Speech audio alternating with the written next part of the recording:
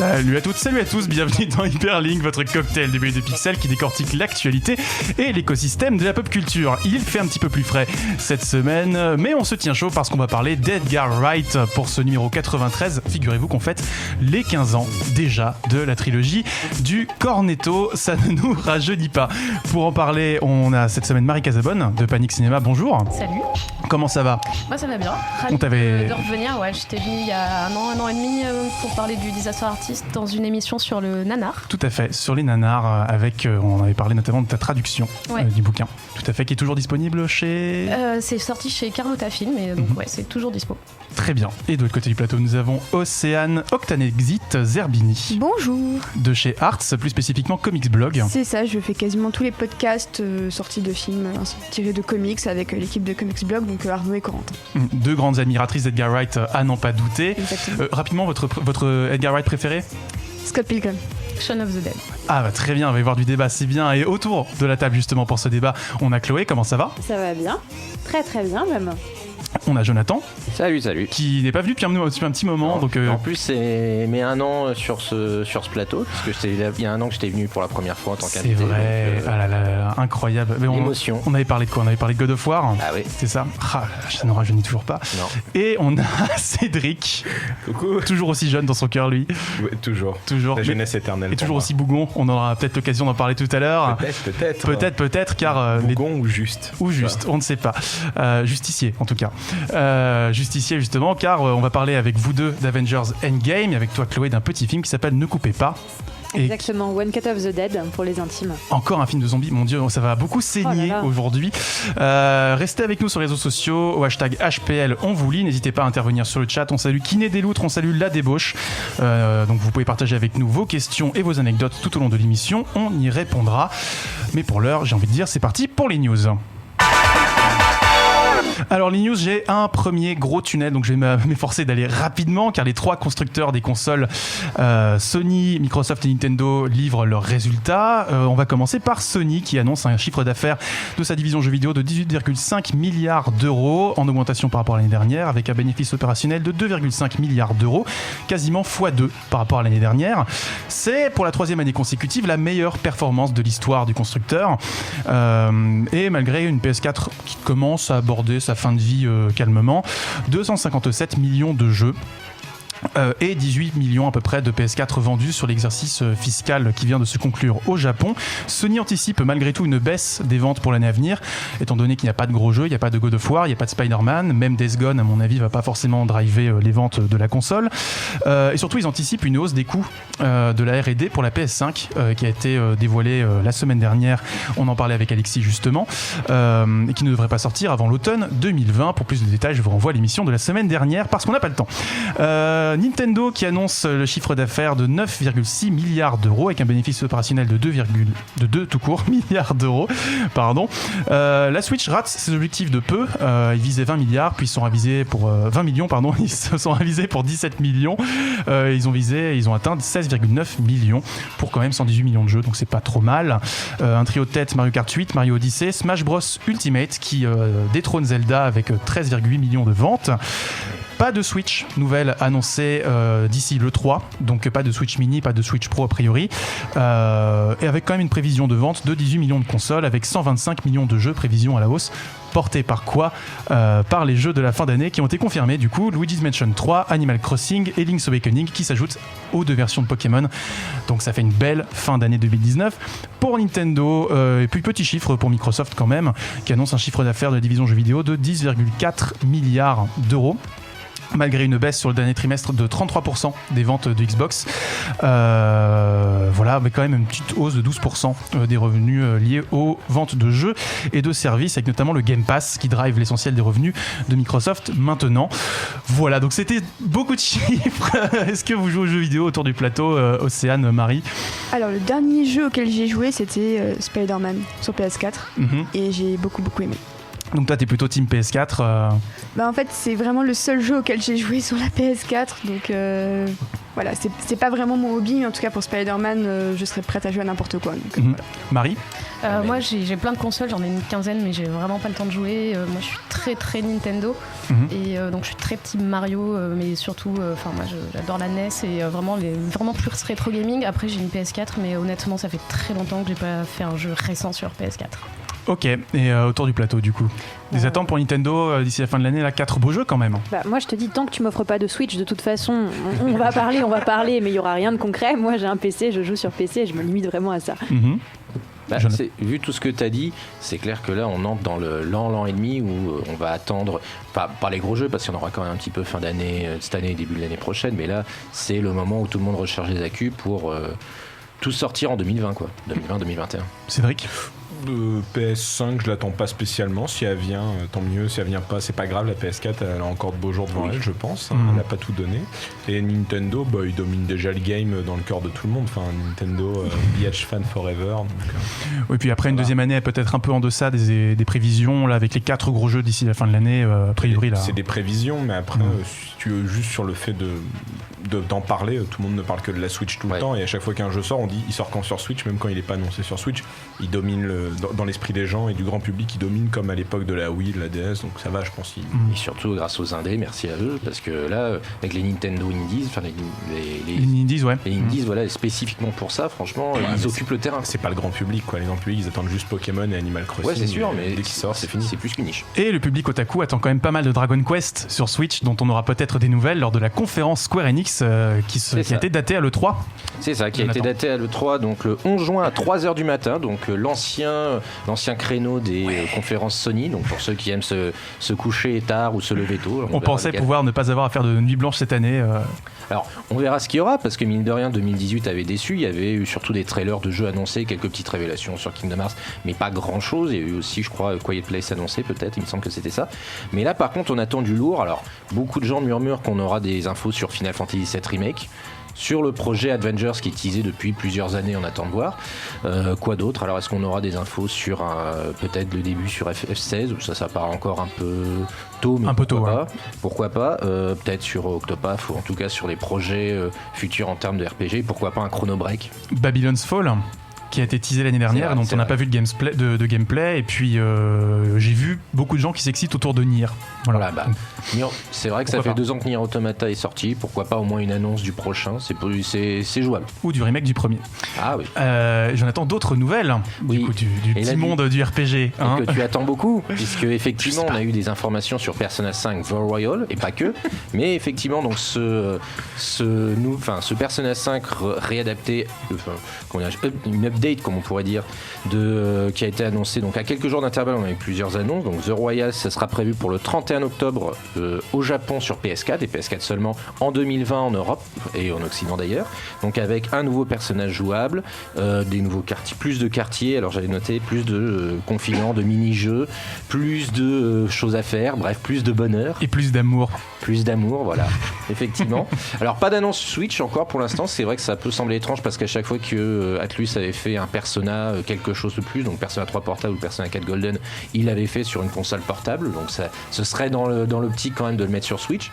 On n'a pas encore d'annonce là-dessus. Par contre, la Switch va pas rentrer bredouille puisqu'on a eu la confirmation du PS5S, c'est-à-dire Persona 5 Scramble, qui est en fait un jeu d'action à la Dynasty Warriors Musou et qui est fait avec Koei Tecmo. D'ailleurs, c'est pas anodin. Et Omega Force. Ouais, voilà, c'est le studio Omega Force, c'est ça.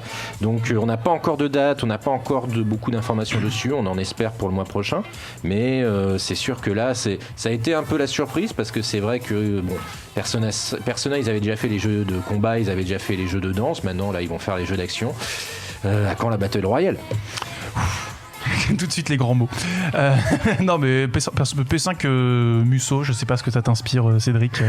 Comme dit la chanson, You Never See It Coming, parce que là pour le coup personne n'avait vu venir et ça confirme que Koei Tecmo c'est bien le Funko Pop du jeu vidéo. Ils prennent le plus de licences possible pour les mettre dans leur giron. Parfait, écoute, je sais pas quoi dire. C'est tellement une bonne comparaison. Bah oui, c'est un peu ça. Et Persona 5 était sorti sur PS Vita, donc il l'avait déjà sorti sur portable. Donc non, il est sorti sur PS3 et PS4 et il était jouable en PS Now sur PS Vita. Au Japon, il est sorti sur Vita. Le 5 ? Ouais. Non. Bah si. Ah non, Mordicus, je te soutiens, non. Je Bon, crois vraiment je vais qu'il pas est me battre sorti avec que toi. Je vais pas me battre avec toi Je sur crois PS5, vraiment que c'est que t'es P3 trop- et P4. Enfin, que PlayStation 3, PlayStation 4. Voilà. D'accord, Bon, très bien, écoutez, très bien. on demandera au chat pendant la pause. Vous pouvez même nous donner la réponse de tout de suite, comme ça, on laisse une main innocente décider du sort de la légitimité de Cédric. S'ils sont sur le chat, il y a personne d'innocent. Ouais, puis, moi, je vais rebondir sur le Battle Royale, parce que Tout je à vais fait. parler un petit peu J'avais tort. de Fortnite, mais aussi accessoirement par après de NetherRealm, parce qu'on a eu pas mal d'infos sur les crunchs qui sont arrivés dans Encore. ces entreprises. Donc, pour ceux qui ne sauraient pas ce que c'est qu'un crunch, c'est une longue période pendant laquelle il faut travailler d'arrache-pied, j'aime beaucoup utiliser cette expression, pour respecter le calendrier qui est imparti. Et le gros problème en tout cas de Epic Games avec le jeu service, c'est qu'il y a 2 facteurs à prendre en compte. C'est qu'on veut garder les joueurs sur le jeu, donc il faut tout le temps faire de nouvelles mises à jour et le développement ne s'arrête absolument jamais. Et il y a la concurrence, parce qu'il y a énormément d'autres jeux comme des Battle Royale. Quand on regarde Apex qui a fait atterrir plus de 50 millions de joueurs en l'espace juste de quelques jours, ces studios-là ne peuvent pas se permettre de perdre des gens.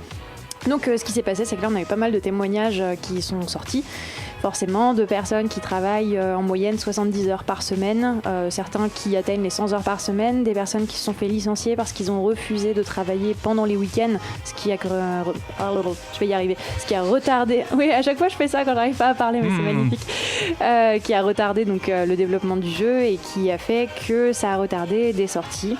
Et l'excuse de Epic, ça a été que, en soi, ils ont été dépassés par le succès de leur jeu, qui vont essayer de faire un petit peu plus attention et d'adapter un peu plus les calendriers, mais ce qui est fait est fait.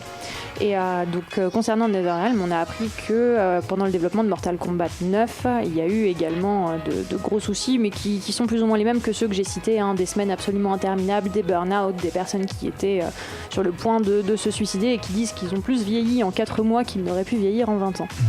C'est effectivement assez important de rappeler qu'effectivement c'est pas un problème isolé chez Epic, mais que les langues se délient de plus en plus dans l'industrie du jeu vidéo et qu'on est en train d'assister à une vraie conscientisation c'est structurel. C'est structurel en fait, c'est par rapport à la manière dont les jeux vidéo sont faits, mais je pense que tu as raison, chez Epic et tous ceux qui font du game servi dans un endroit aussi compétitif, c'est encore pire que partout ailleurs quoi. C'est ça, et puis sinon, si on veut une petite touche positive, je ne sais pas, à en discuter, parce que moi j'ai pas d'avis tranché sur la question.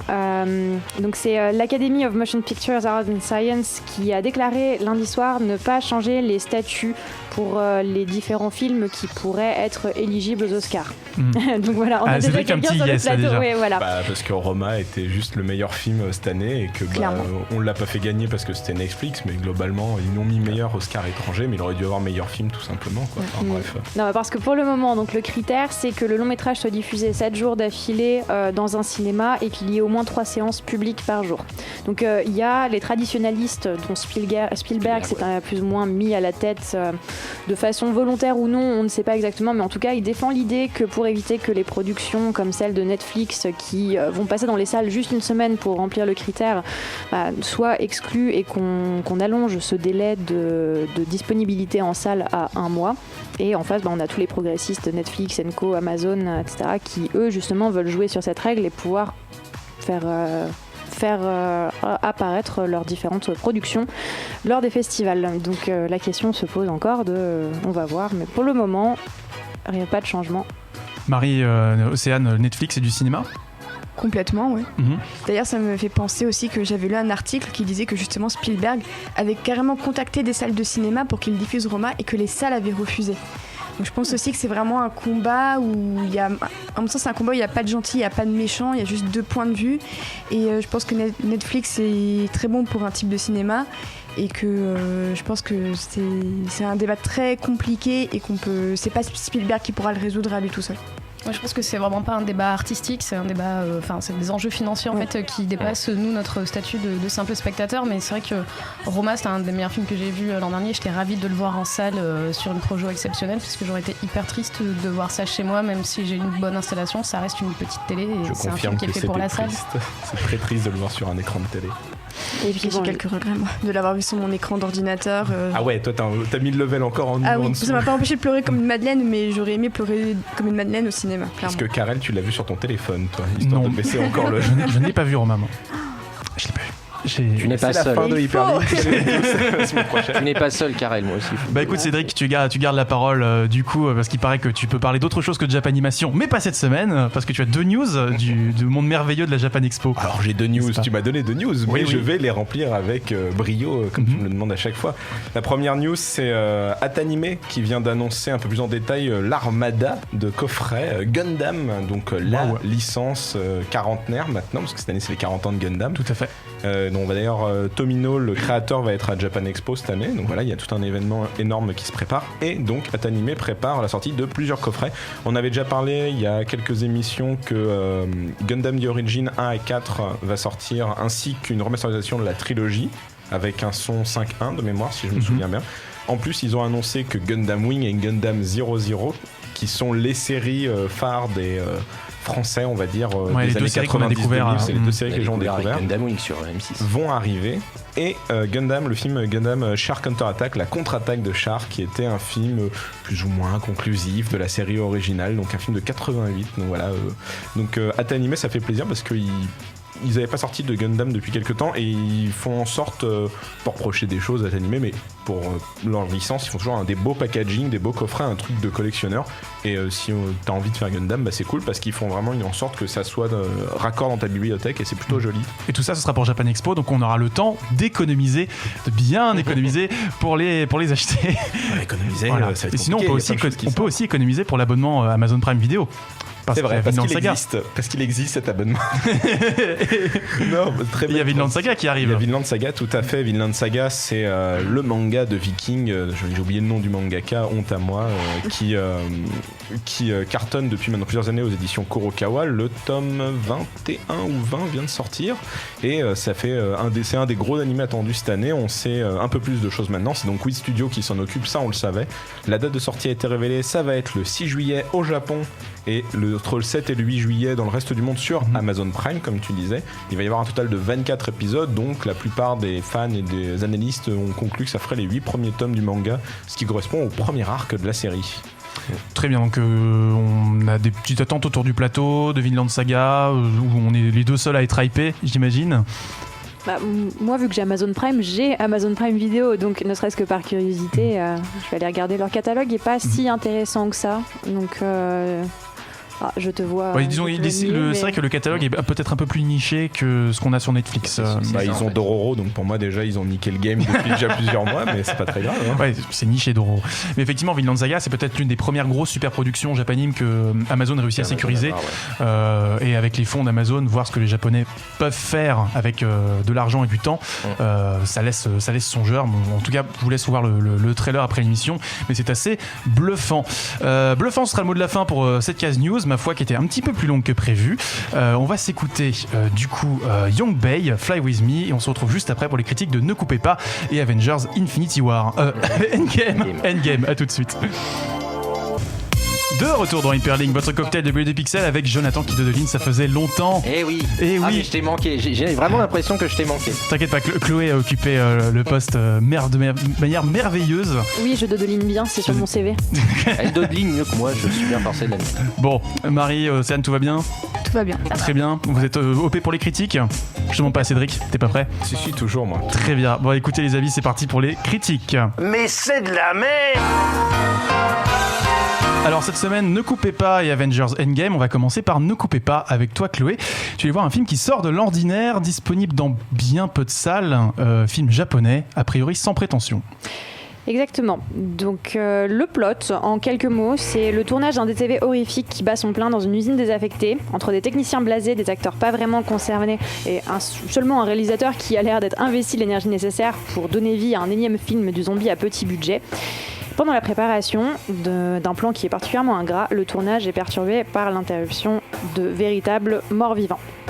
Donc, comme l'a dit Karel, c'est un petit film japonais qui, de base, était le projet de fin d'études de Shinichiro Uedaki. Donc, il devait être diffusé une seule semaine dans un cinéma de Tokyo fin 2017, mais le bouche à oreille aidant, il est devenu un petit phénomène à 2 millions d'entrées dans les plus grands festivals de films du pays et puis ensuite du monde entier.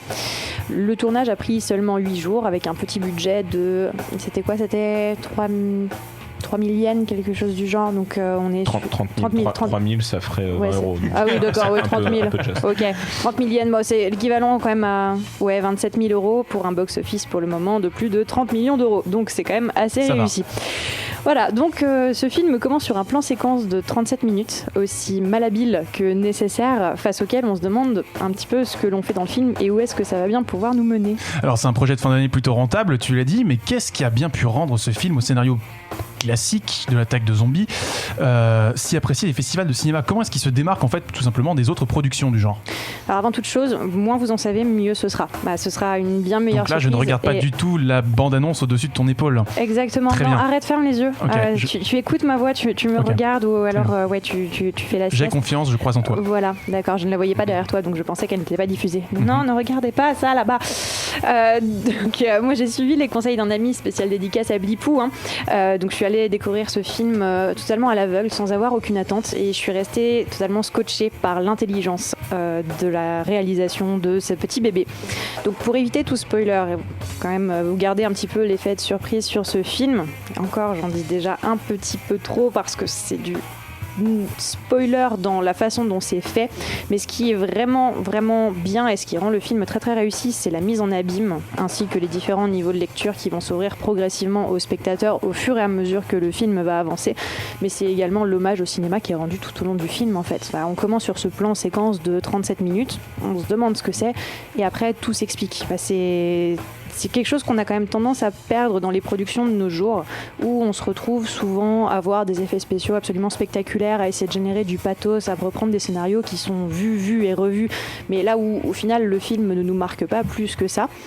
Alors que là, on a une réalisation et un aspect technique qui sont travaillés du début jusqu'à la fin, et c'est en regardant le film qu'on va s'en rendre compte, et quand on en sort, on se dit mais il faut que j'aille le revoir tout de suite en fait, parce qu'il y a tellement de choses que j'ai manquées lors du premier visionnage qu'il m'en faut un deuxième maintenant pour que justement je puisse me remettre dedans et que je l'apprécie d'autant plus. Donc il ne faut pas s'arrêter au jeu d'acteur qui peut sembler douteux au premier abord, au scénario donc de l'attaque de zombies comme on en a vu des milliards de fois façon film à petit budget, et même à la caméra qui tremble, parce que sur le plan séquence de 37 minutes, on sent vraiment que la caméra tremblote et on en a presque mal au cœur. Donc ne vous arrêtez pas à ça, ou sinon vous pouvez essayer de vous y arrêter et vous me remercierez plus tard pour le résultat qui sera escompté. Donc c'est tout ce qu'on avait ajouté sur le film, ou tu avais encore d'autres petits éléments? Si on n'est pas fan de films d'horreur, est-ce qu'on peut aller le voir? Alors c'est un film d'horreur, mais il n'est pas gore, c'est tout public. Okay. Donc même si vous n'êtes pas un grand fan de films d'horreur, ça reste une très très bonne surprise qui aurait dû sortir déjà il y a quelques mois, mais dont la sortie a été repoussée au fur et à mesure. Et c'est plus qu'un projet cinématographique intéressant, c'est une déclaration d'amour au cinéma, pur et dur, à tout son artisanat, à tout ce qui l'entoure, juste au travail de genre, sans que ça en fasse vraiment un film de petit malin. Et ça, c'est quelque chose de beau. On passe par plein d'émotions. Au début, on comprend pas. Ensuite, on est surpris. On a de la satisfaction parce que plus on avance et plus on a des clés qui nous sont données et plus on arrive à apprécier le film. Et la dernière demi-heure, on est juste plié en quatre, quoi. On n'arrive plus à respirer, on est mort de rire. Et c'est rare, en fait, des films qui nous font ressentir autant de choses. En tout cas, moi, je sais que j'en ai pas tant que ça, que je peux aller voir sortir en salle. Donc, franchement, foncez, il est fantastique. C'était un beau rattrapé. Eh bien, merci beaucoup pour ta critique, Marie. Forcément, tu étais là à l'avant-première. Il me semble même que Panique l'a supervisé. On a fait une avant-première au Forum des Images en février. En fait, c'est un film que nous, on a découvert au PIF en décembre. Et avant ça, il a fait sa petite tournée des festivals. Nous, on allait le voir en se disant ça a l'air chiant, on se met en bout de rangée et si c'est nul, on se casse. Et en fait, je crois qu'on était les deux personnes à se marrer le plus fort de la salle. Ça en devenait même gênant. Et on a trouvé ça génial. Nous, on s'est dit c'est un film Panique. En fait, c'est le genre de film que nous, on aime. Des films faits à l'arrache avec un petit budget. Alors évidemment, les 37 premières minutes, c'est très compliqué. Vous allez avoir envie de sortir de la salle et vous dire j'en ai marre, c'est un nanar, c'est nul. Et en fait, toute la deuxième partie du film, et je vais pas paraphraser ce que tu as déjà dit, mais voilà, toute la deuxième partie du film est vraiment super. Et moi, ce que j'ai bien aimé du coup dans l'avant-première qu'on a faite, c'est que comme je connaissais déjà le film, je suis restée un peu dans la salle, mais plus pour regarder le public. Et il y a plusieurs fois le public se marrait hyper fort. Il y a eu 3 ou 4 salles d'applaudissements. C'est quand même assez rare sur une comédie. Et moi je pense que c'est la comédie horrifique et les films de zombies sur lesquels je me suis le plus marrée depuis Shaun of the Dead. Donc ça fait 15 ans, c'est un peu gênant, mais ouais, c'est hyper, c'est pas cynique, c'est comme tu dis, ouais, c'est une déclaration d'amour au cinéma et je pense que ça parlera autant aux gens qui ont un jour essayé de tourner un film avec leurs potes que juste aux fans de cinéma. Océane ? J'avais vu Edgar Wright justement tweeter dessus en disant que c'était un excellent film, donc je pense qu'il valide tout ce que vous avez dit. C'est vrai que moi ça m'intéresse beaucoup de le voir. Je crois qu'il passe au Club de l'Étoile, donc pour les Parisiens, si vous voulez y aller, c'est une très belle salle. 17h15. Exactement. J'ai loupé la séance hier. Mais alors c'est que au Club de l'Étoile, il n'y a pas d'autres... Non, il y a le MK2 Bibliothèque et le Galand aussi. Ouais, il y a 3 salles sur mais le Galand, c'est de temps en temps. Ça reste très confidentiel. C'est un film compliqué à sortir et je pense que c'est encore plus compliqué quand tu sors le jour d'Avenger, quoi. C'est l'enfer. Pardon, je t'ai interrompu, tu voulais finir ? Ah non, pas du tout, non, je vais terminer. Très bien. Cédric, Jonathan, avez-vous une chose à ajouter avant d'aborder le plat de résistance ? Non, ça a l'air génial. Elle a bien résumé le truc et elle a pas spoilé, donc elle a donné envie. Très bien. Donc un film à soutenir qui a je pense plus besoin de soutien qu'Avengers, mais on va quand même parler d'Avengers, ou plutôt ceux qui en restent, car ils sont dévastés. Thanos a réussi son plan, a fait disparaître 50% des êtres vivants de l'univers. Mais alors que le doute et la tristesse gagnent l'équipe, l'espoir pourrait revenir grâce à un personnage légèrement oublié du MCU. Il est temps de repartir pour une dernière mission et de crier Avengers Assemble. Alors à film d'équipe de super-héros, on a réuni notre équipe de super chroniqueurs en la présence de super nerd Candide à ma droite, alias Jonathan, bonjour, et Captain Geek Bougon à ma gauche, n'est-ce pas Cédric ? Mais la question qu'on se pose, c'est si vous êtes à la hauteur de vos pseudos. Avez-vous aimé Avengers Endgame ? Alors, je vais commencer. Moi, j'ai été plutôt satisfait dans l'ensemble, même si on va avoir l'occasion d'en reparler. J'ai trouvé que le scénario était moins bien maîtrisé que dans Infinity War et que la réalisation est celle des films du MCU, c'est-à-dire qu'elle est passable, voire médiocre, mais pas vraiment à la hauteur de ce que ça devrait être.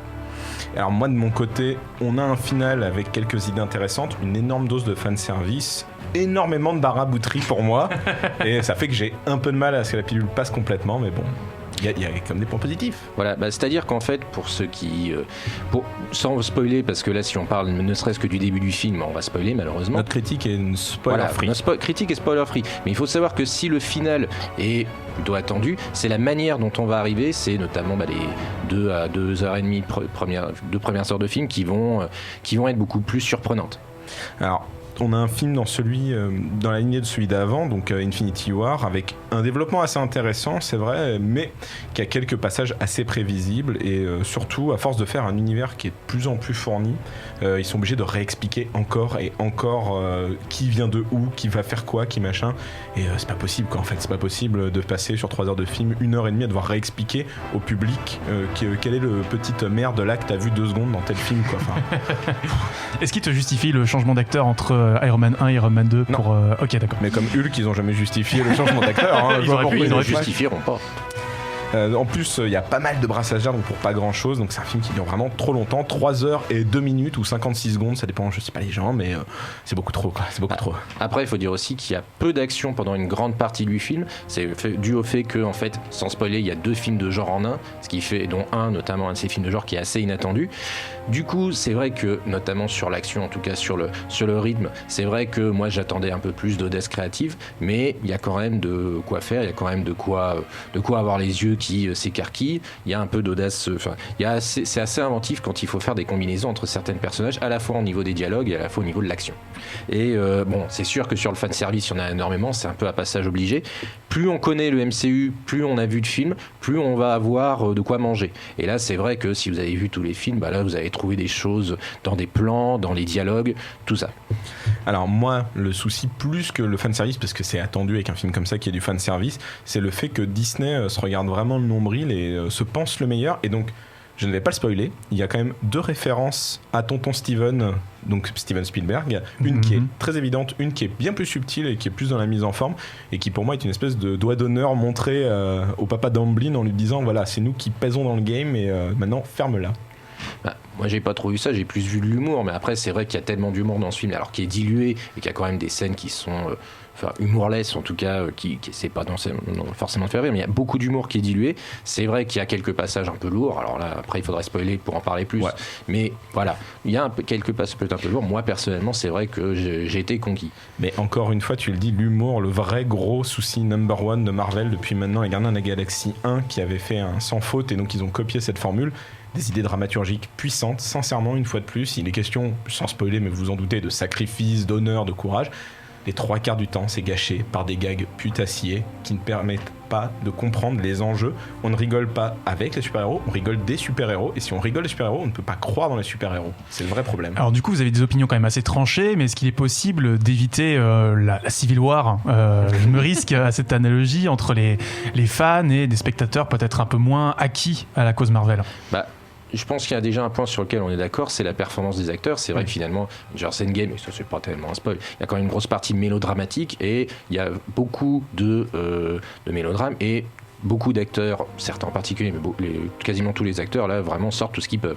Alors ouais, les acteurs ils font tous très bien leur jeu, mais le vrai souci une fois de plus c'est qu'on n'est pas dans une série télé ou dans un film, qu'on n'a pas le temps de s'attarder sur tout le monde, donc il y a certains personnages, certains black stories qui sont un peu vite oubliés parce qu'il faut avancer dans l'intrigue et c'est un problème.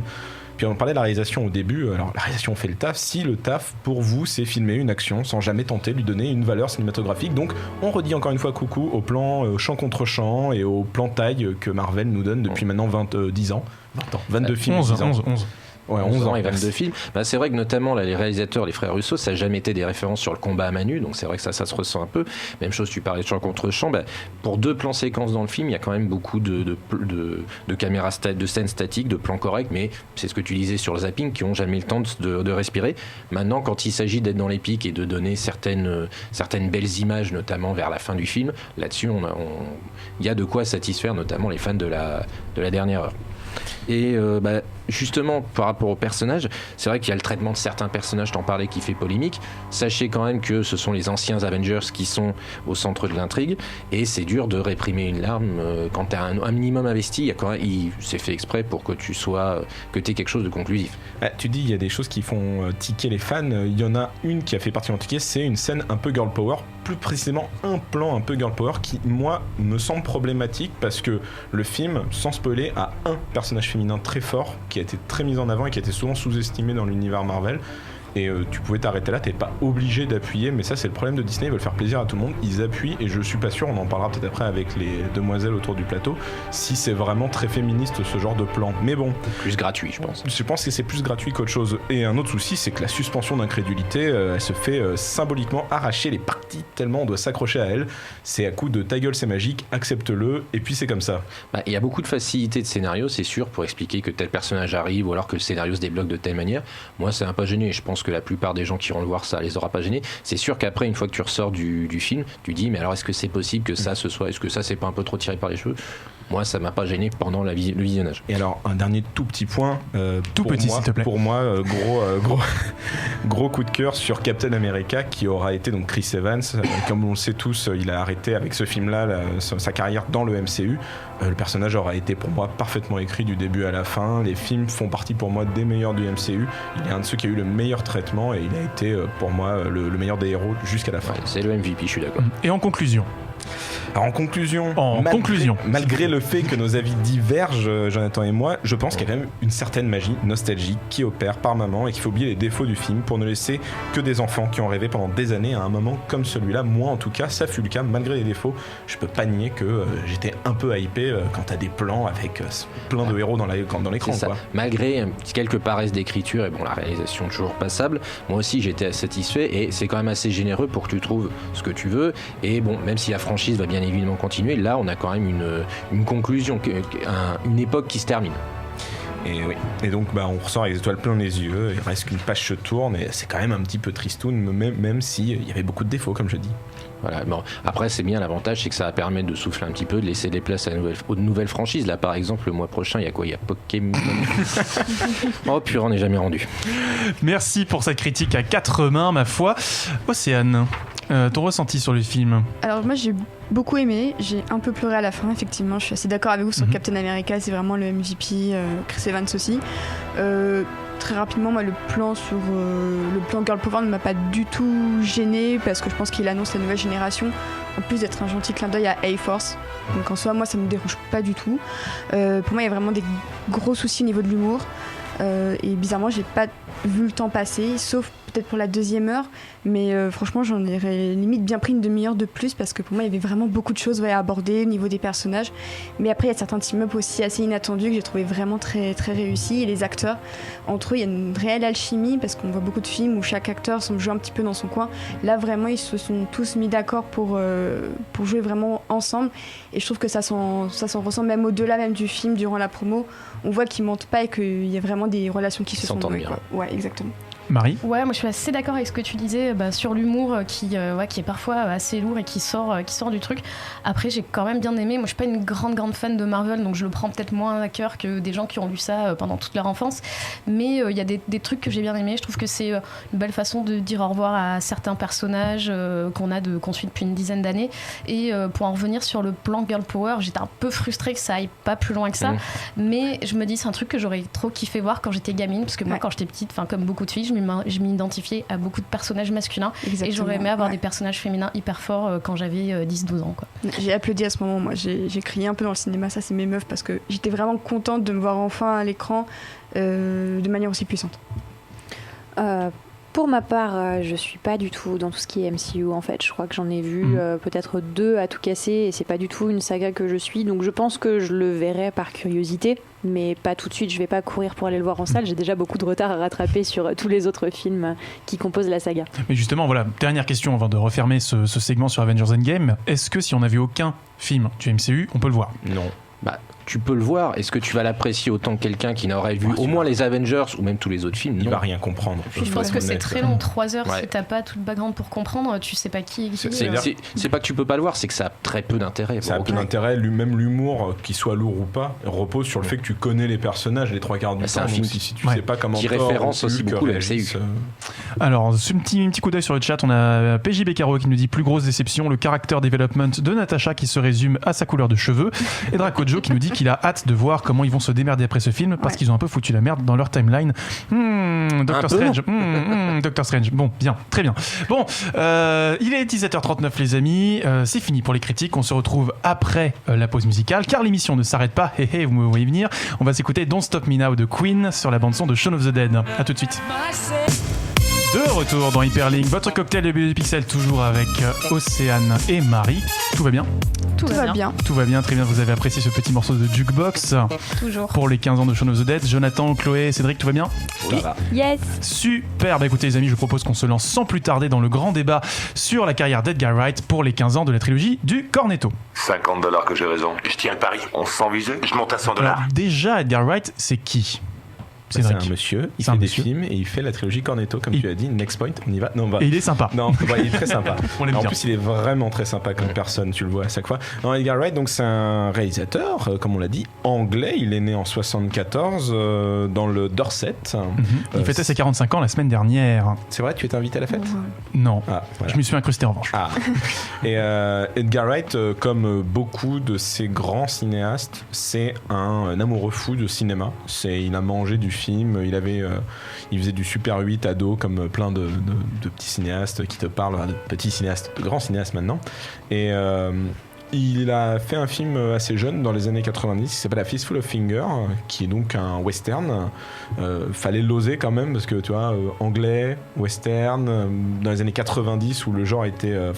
T'avais Clint Eastwood qui avait marqué la fin du western à ce moment-là. Et t'avais le film de Sam Raimi aussi qui tentait quelque chose, mais effectivement, ça a dû l'inspirer. Là, ça fait déjà 20 ans, 30 ans que c'est crépusculaire le western, mais ça faisait déjà beaucoup de temps que ça l'était. Donc, première déconvenue pour ce jeune homme, mais qui démord pas, et donc plutôt que de repartir dans le cinéma parce qu'il voit que ça bouche un peu parce qu'on lui donne pas assez de confiance, il va partir vers la télé où il va rencontrer un certain Simon Pegg. Un certain Simon Pegg pour une série qui s'appelle Spaced. Alors ma foi, Spaced, j'en vois qui sourit autour du plateau. Marie, j'imagine que tu as pu regarder Spaced. Les Allumés en français, ce titre un peu triste, ouais, c'est jamais sorti en France au final, je crois qu'on n'a pas de DVD français. Non. Et en fait, moi cette série, je l'ai découverte peut-être assez tard, hein, mais en gros, il y a tout ce qui sera le cinéma d'Edgar Wright. C'est déjà dans la genèse, elle est déjà dans Spaced. En fait, il y a plein d'épisodes qui font écho à plein de choses qui seront après dans ces films. Et au niveau des thèmes et même des acteurs, parce que beaucoup de ces acteurs de Spaced seront dans ces autres films. Et même au niveau de l'équipe technique, je sais que ces monteurs sur la Cornetto trilogie, ça a été des monteurs aussi qui étaient déjà sur Spaced avec lui. Donc c'est vraiment la base du travail d'Edgar Wright. Océane ? Ouais, c'est une petite série assez attachante. Et d'ailleurs, je suis assez étonnée qu'aucune plateforme n'ait voulu la reprendre pour la proposer, sachant que c'est quand même un gros réalisateur. Même Baby Driver, ça a été son plus gros succès. Donc ça m'étonne aussi. Peut-être que c'est des problèmes de droit ou je sais pas. Mais ce serait intéressant de la mettre sur les plateformes parce que c'est vraiment là qu'on apprend qui est Edgar Wright et à quel point on voit la cohérence de sa film. Et surtout, ce qui est assez incroyable, c'est à quel point cette série est, je dirais pas visionnaire, mais elle annonce toute la vague de web-séries qu'on va avoir au milieu des années 2000, sur le côté très référencé, très cuté, avec une économie de moyens énorme. Je crois qu'il a tout fait avec une seule caméra, si je dis pas de bêtises. Et puis une galaxie de personnages absolument incroyables. Hein. Je pense, toi, c'est Brian qui t'a tapé dans l'œil, c'est ça ? Non, je disais que Brian, quand tu te fais pousser un peu la barbe, tu lui ressembles légèrement, je trouvais. Bon.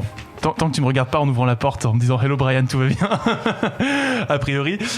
Donc le duo Nick Frost Simon Pegg reste chez Wright. La série a son petit succès, pas chez nous malheureusement. On espère qu'elle sortira légalement, qu'on aura une façon légale de la regarder un de ces quatre.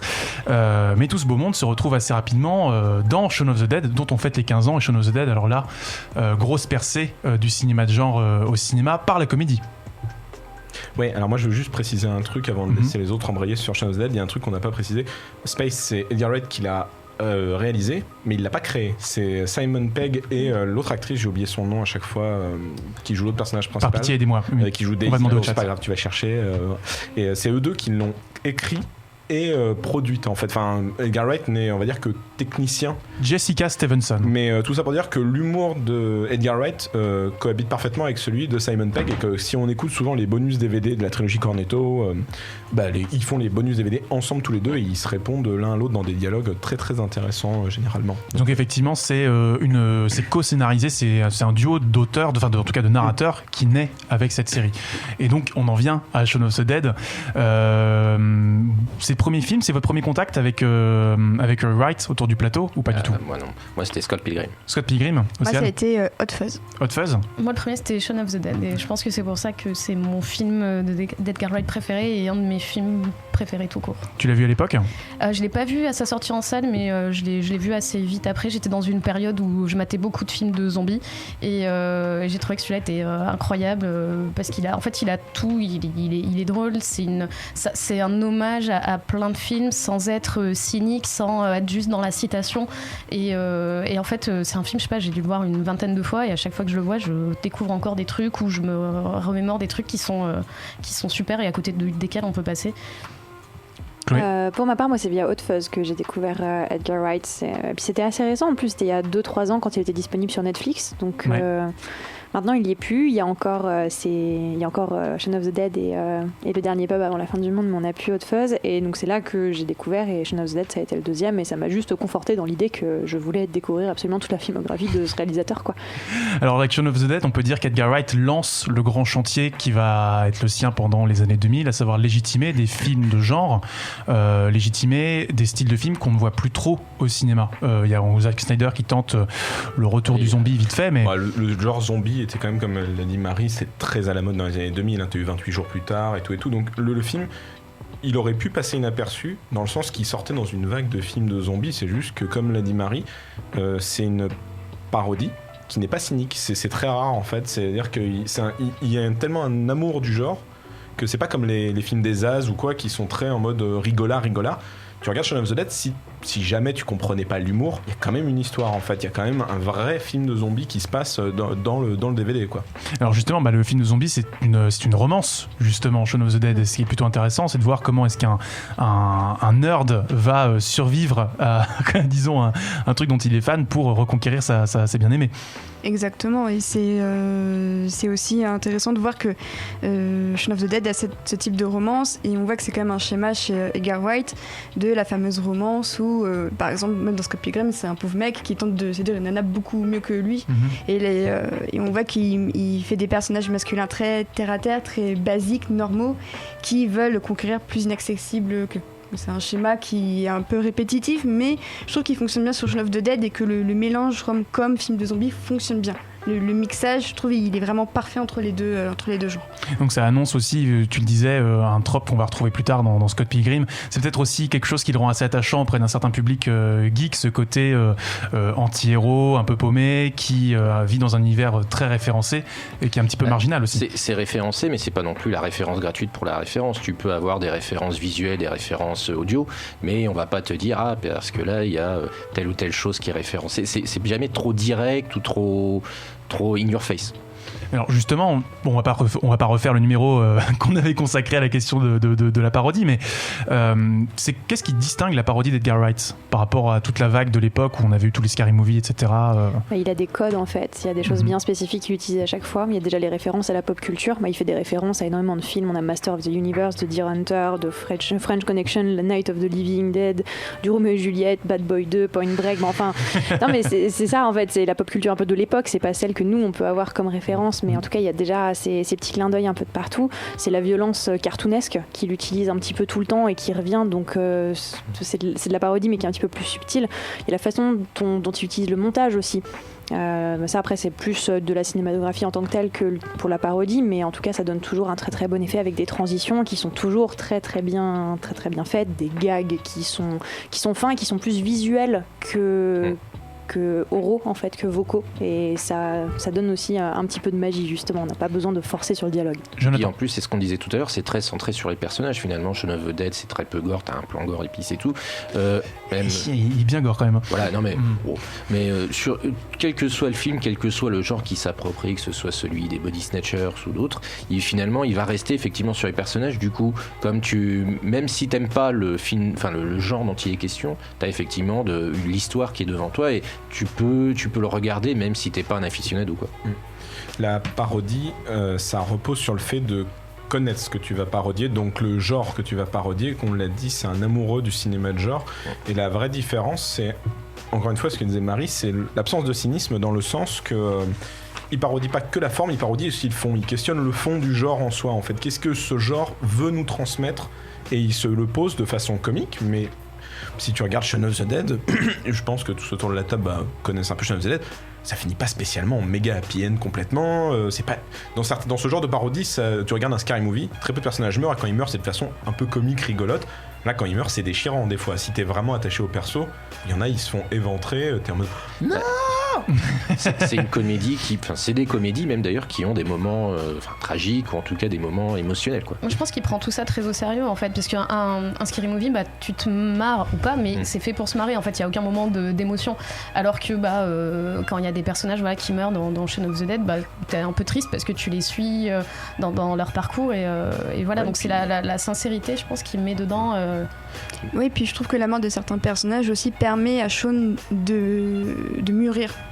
Il y a un certain personnage qui meurt, et c'est là où on prend vraiment conscience que c'est plus un gosse. Il peut plus s'effacer devant n'importe quoi, son irresponsabilité. Il doit vraiment prendre les choses en main, et on voit petit à petit tout ce qui l'entoure s'effondrer, et c'est là qu'il devient un adulte. C'est vraiment un film de coming of age limite. C'est qu'il devient un adulte parce que le monde est en train de s'écrouler et qu'il doit enfin se prendre en main. Et justement, quand même, tu disais que la fin de la trilogie du Cornetto, en tout cas dans chaque film, n'était pas spécialement heureuse. Et au regard de ce que tu viens de dire, la fin de Shaun of the Dead, en termes d'ironie, elle est plutôt pas mal, dans la mesure où le zombie est la métaphore de tes pulsions, de tout ce côté régressif aussi, de ce rapport à la culture, avec le côté assis dans le canapé, PlayStation, etc. À la fin, t'as un peu ça. Dans Hot Fuzz, l'idée que le héros gagne, mais est-ce que c'est pas parce qu'il gagne que la fin est pas si heureuse que ça? Dans World's End, t'avais une vidéo de Monsieur Bobine qui quand même résume parfaitement la trilogie Cornetto. Non mais encore et toujours. Elle est super. Elle est très bien parce qu'en 10 minutes il a résumé, et comme il le dit, et c'est Edgar Wright et Simon Pegg qui le disent. Est-ce que Hot Fuzz c'est une fin si heureuse que ça? Si heureuse que ça, parce qu'ils ont enlevé un système proto-fascique contre un autre proto-fasciste contre un autre système proto-fasciste qui est leur en fait, enfin, qui est celui de Nick Angel, le personnage joué par Simon Pegg. Donc et puis c'est pas si heureux que ça. Mine de rien, les premiers plans de Shaun of the Dead te montrent qu'il n'y a pas besoin d'être mort-vivant pour être un zombie, quoi. Ouais. Effectivement. On parle pas beaucoup de World's End autour du plateau quand même, parce qu'il faut quand même le mentionner. Tout le monde a retenu Hot Fuzz et Shaun of the Dead, même dans le box-office. Hein. Shaun of the Dead, c'est 6 millions pour 30 millions de recettes. Hot Fuzz, c'est 12 millions pour 80 millions de recettes. World's End, 20 millions pour 46 millions de recettes seulement. Donc, pourquoi ce film est le moins apprécié des trois ? Parce qu'il passe après Scott Pilgrim. Scott Pilgrim, on garde pour plus tard. Moi, j'aurais dit que le genre de body snatcher ou ce genre de choses, c'est peut-être celui qui est le moins connu ou le moins apprécié du public. Mm-hmm. Il y a ça, mais il y a l'attente pour moi. Je pense que quand je parle de Scott Pilgrim, c'est pas pour aller sur Scott Pilgrim, c'est dans le sens que il avait fait ces 2 films, donc les gens attendaient ce 3e film. Puis il a fait encore monter la sauce en attendant avec un autre film, et donc les gens en attendaient beaucoup du dernier. Et The World's End, ça a déçu énormément de gens parce que, comme d'habitude, si ça ne va pas dans le sens que les gens veulent que ça aille, ça ne leur plaît pas. Chloé. Et puis il met surtout aussi beaucoup de temps à démarrer en fait. L'installation par rapport aux 2 autres films est vraiment très très longue. Il faut attendre la moitié du film pour comprendre où est-ce qu'on va aller. Au début, on suit ces 5 copains qui vont se mettre des murs parce qu'ils vont faire tourner de bar. Et sauf que c'est pas ça du tout l'histoire en fait. L'histoire est beaucoup plus profonde. Donc, Et s'il faut attendre 30 ou 35 minutes pour que ça commence vraiment à arriver, que le scénario commence vraiment. Je trouve que ça a été très mal marketé aussi. Je sais pas, mais je trouve que les bandes annonces reflétaient pas du tout ce que le film voulait dire. Mais le problème, c'est que ce genre de film, si t'en révèles trop, tout est dit, parce que moi je l'ai vu, je savais pas trop ce que je voulais voir, je savais juste que c'était le dernier de la trilogie, donc pour moi ça m'allait, il n'y a pas besoin de bande-annonce. Et les 30 minutes, je me dis, ok, et quand elle arrive, il fait, ok, d'accord, super, ça part dans ça, et c'est vrai que si tu en sais un peu, c'est un peu dommage parce que tu vois moins les choses arriver. Je pense que c'est bien sur une deuxième lecture de savoir de quoi le film parle, mais effectivement c'est très compliqué de marketer un film comme ça.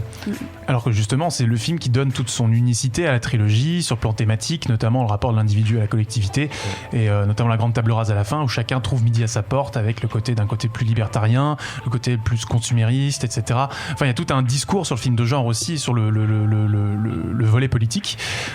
C'est dommage peut-être que ce film n'ait pas été perçu pour ça, parce que comme tu le disais, il sortait après Scott Pilgrim. Avez-vous quelque chose à ajouter avant qu'on passe justement, parce que là on tourne autour de Scott Pilgrim depuis tout à l'heure, un petit mot à ajouter sur la trilogie du Cornetto? Justement, je trouve que World's End aborde très bien aussi le fait de ne pas vouloir grandir, de vouloir rester toute sa vie à 16 ans à boire des bières et à écouter Stone Roses, sauf que c'est juste impossible. Donc vraiment, je trouve que World's End aborde ça de manière limite plus pessimiste, et que cette fin vraiment, je trouve que c'est une fin absolument horrible pour Simon Pegg. J'étais sortie de la salle vraiment déprimée pour lui. C'est pas horrible, au contraire, parce qu'il a idéalisé ce qu'il voulait, il revoulait sa bande de copains, il devient un chevalier. C'est hyper triste. En fait, c'est super triste. Le personnage de Gary King, c'est une espèce de Sean qui aurait pas pris le bon virage et qui aurait pris la décision de rester avec son pote. Sauf que là, en plus, ses potes, c'est des robots, quoi. Enfin, je sais plus comment ils les appellent, mais c'est des blancs. Voilà, c'est ça. En français, je crois. Mais moi, c'est mon préféré, personnellement, The World's End, de la trilogie. Moi aussi. C'est celui qui me fait le plus kiffer, parce que comme tu l'as dit, il conclut bien, et je trouve que c'est le plus intelligent des trois parce que justement il est moins facile d'accès. Espèce d'élitiste. Non, c'est pas une question d'élitiste. C'est pas une question d'élitiste, c'est une question que Shaun of the Dead par exemple n'est pas si facile d'accès que ça, mais les gens s'y retrouvent parce que les gens ils connaissent les codes du film de zombies, donc inconsciemment ça les fait rigoler. Mais je pense que beaucoup zappent énormément de gags sur les arrière-plans, sur le montage, genre de choses qui sont propres au film de zombies, et les gens retiennent plus souvent la scène où il balance des vinyles, ou juste c'est un zombie. Je dis pas le mot zombie, on n'a pas le droit de dire le mot zombie, et enfin ça fait discuter, c'est très bien. Il y a aussi beaucoup plus d'éléments comiques dans Shaun of the Dead. Il y a beaucoup de comiques de répétition, avec des plans qui se répètent, avec des gags récurrents, genre c'est pas mon père, des trucs comme ça, qui du coup, si t'as pas les codes du film de zombies, juste tu peux te marrer juste en disant c'est une comédie avec des zombies, quoi. Alors que le film de Body Snatcher aussi, je pense que c'est un genre qui se fait beaucoup moins, qui se faisait peut-être plus dans les années 50 à 80. Et c'est plus américain. Et voilà, c'est plus américain, c'est pas vraiment dans la culture française en tout cas, ou européenne, et les gens ont peut-être moins les codes aussi sur ce film-là. Mais moi perso, si je devais prendre un préféré, ce serait peut-être plus Hot Fuzz, justement parce que c'est un genre qui est très codifié, que d'ailleurs c'est même dans le film, mais c'est parce que c'est très codifié que je pense que c'est d'autant plus intéressant qu'il mette sa patte dedans. Et justement, tu parlais de la fin tout à l'heure, justement ce côté, d'où sa mère, en tout cas le fait que ce soit pas une fin si happy end que ça, justement je trouve ça c'est intéressant que ça soit remis en question. Et puis en plus alors le côté western là, en plus qui passe derrière toi, c'est vrai qu'il y y a ça aussi, il y a un côté shérif, d'ailleurs ils le disent dès le début du film, c'est un shérif en fait. Puis ce qui est intéressant, c'est effectivement Hot Fuzz se termine avec le mec sur son cheval et ses 2 carabines, et dans World's End ça se termine carrément avec un foulard et un chapeau de cow-boy. Enfin, il y a une vraie continuité. C'est ça. Donc Chloé, pardon, tu n'avais pas donné ton préféré, c'est World's End aussi. Tu avais acquiescé. Pourquoi donc? C'est peut-être justement pour le climax en fait. Donc j'ai commencé avec Hot Fuzz, ensuite j'ai vu Shaun of the Dead, et World's End je l'ai vraiment vu beaucoup plus tard. Et il y avait vraiment tout ce côté, mais qu'est-ce que je suis en train de regarder? Est-ce que c'est vraiment Edgar? Je reconnaissais pas la patte d'Edgar Wright au début, si ce n'est les gags, la façon dont c'est filmé, les zooms, les plans, un peu à la Darren Aronofsky sur certains points en fait. Quand tu penses à Requiem for a Dream, les façons dont ils font les zooms sur toutes les drogues, et quand tu penses à comment ils zooment sur les pintes de bière à chaque fois qu'ils les servent, moi je vois un gros parallèle en fait. Bien vu. Je vois PJ qui lève les deux mains derrière la grille. Ouais. Parfait. Si vous le voulez bien, on va peut-être passer à Scott Pilgrim. Tu voulais dire un dernier mot, Jonathan? La trilogie Cornetto, les meilleurs raccourcis du monde. Voilà, je dirais que ça. Très bien. Moi, du coup, je suis plutôt Cornevani, donc Hot Fuzz, c'est peut-être le plus accessible des 3, mais c'est celui aussi qui, je trouve, se tient le mieux des 3. Moi, je suis pas trop fan des films de zombies, je vous cache pas. Je préfère les jeux de zombies. Pareil. On discutera après l'émission. On va s'écouter, du coup, avant de parler de Scott Pilgrim, Metric, le morceau Black Sheep, interprété brillamment par Brie Larson dans le film, d'ailleurs. Tiens donc. Et Brandon Routh, donc Captain Marvel et Superman sur la même scène. Je trouve ça assez beau. À tout de suite. De retour dans Hyperlink, votre cocktail de 8 pixels, toujours en compagnie de Chloé qui danse très bien, Cédric qui se prend pour Night at the Roxbury, je sais pas, non, qu'est-ce que tu fais? Ou un pigeon. Ou un pigeon, très bien, oui, effectivement, tu es allé voir Avengers. Et je l'attends, toujours tout va bien, et Marie et Océane, évidemment, pour la deuxième moitié de ce grand débat consacré à la carrière d'Edgar Wright, ma foi, grande rétrospective pour les 15 ans de Shaun of the Dead. On a pas mal parlé de la période britannique, on va la jouer Hitchcock, la période britannique c'est fait. Passons à la période américaine. Scott Pilgrim. Comment ça se passe ce film? Parce qu'il a quand même pas trop marché au cinéma et pourtant c'est un grand film. Ça se passe mal. Non, c'est un projet compliqué. C'est lui qui a demandé à vouloir adapter le comics de Brian Lee O'Malley, qui est juste ici, qui est déjà un exercice de style en soi, parce que c'est un comics qui mélange le comics, le jeu vidéo, le manga, le cinéma. Et le cinéma de genre. Ouais. Et le cinéma de genre. Est-ce que c'est tous les dimanches à 17h sur Hyperlink? Donc c'est vrai que c'était un pari. Même Brian Lee O'Malley au début c'est un peu demandé, mais après il a dit non, mais en fait vu ce que ce monsieur fait, je peux lui donner clairement la licence. Je pense que c'est un des plus legit pour essayer de faire ça. Océane?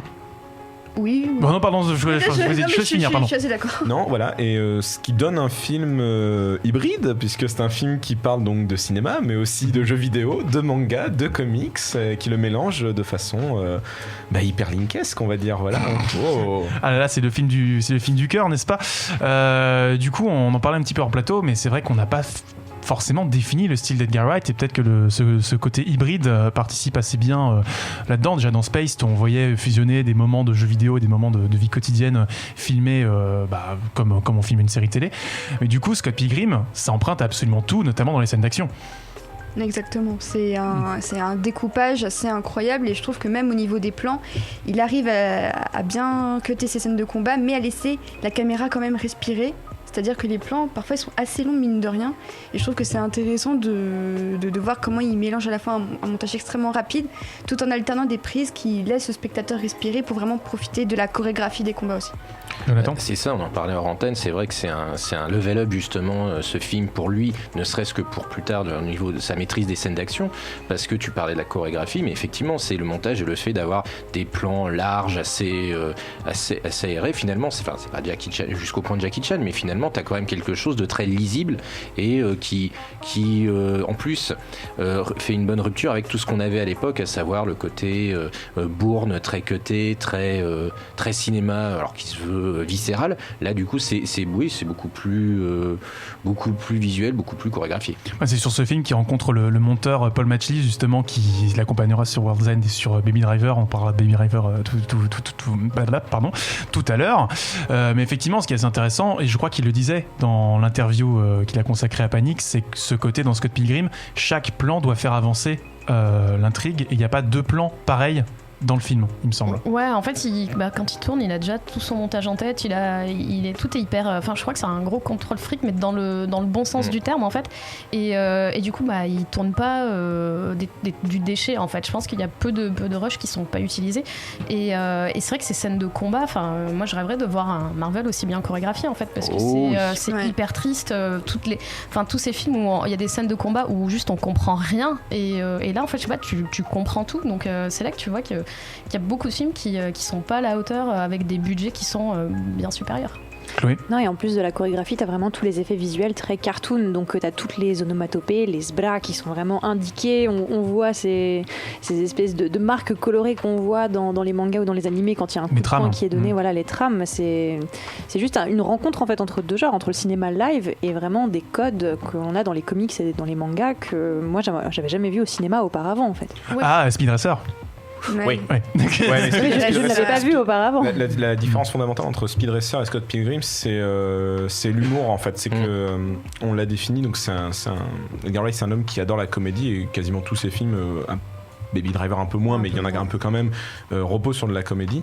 Et je recommande la chaîne Every Frame a Painting qui a fait une très bonne vidéo sur justement le montage comique, la comédie visuelle, où en fait il explique que Edgar Wright, 3/4 de ses gags, même quasiment tous ses gags, reposent sur de l'humour de répétition visuelle ou sonore, enfin reposent sur un effort de montage. Et Scott Pilgrim, c'est super drôle à ce niveau-là, quoi. Il y a ne serait-ce que la vidéo le raconte mieux que moi. Il y a une dizaine d'effets un peu récurrents. En fait, t'as beaucoup de scènes. T'as un personnage qui dit un truc dans une scène et un autre qui répond dans une autre, et les deux scènes se répondent. Et c'était aussi le cas dans Shaun of the Dead avec la télé, où on les voit tous les deux sur le canapé en train de parler et la télé leur répond. Et aussi dans Hot Fuzz avec la vieille la télécommande et dans Space, la petite vieille qui fait ses mots croisés, et ils se répondent aussi. Et il y a plein de choses comme ça qui reviennent toujours dans ces films. Alors oui, vas-y, pardon. Non, et surtout, comme disait Marie. Alors du coup, je profite pour saisir la débauche sur le chat qui nous dit « Bonjour, c'est pour parler de montage dynamique. Avez-vous 5 minutes pour parler de notre seigneur, le Mickey Mousing ?»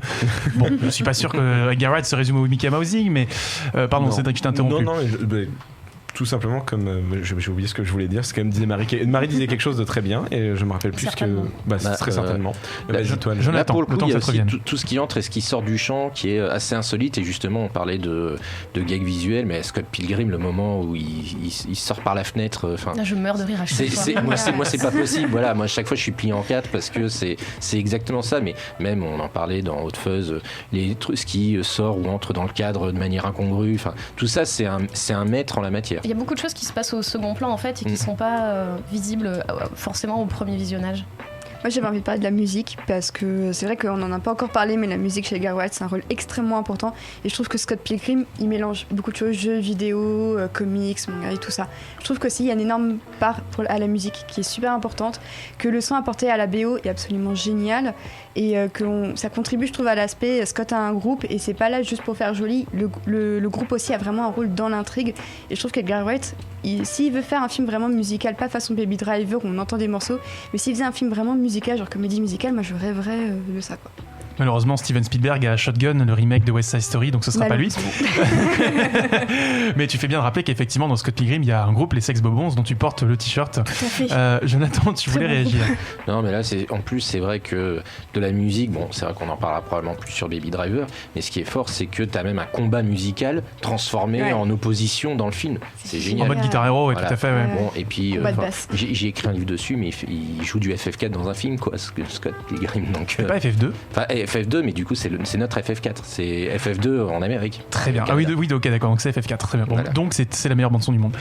Cédric. Si, ce que je voulais dire m'est revenu. Oui, alors. Et ça va aller sur la transition avec le film d'après, je pense. Donc encore plus mieux. Non, Marie disait, c'est un contrôle fric. Et ça se ressent quand tu le vois parce qu'il y a quelque chose de fluide, en fait, quand tu regardes ces films.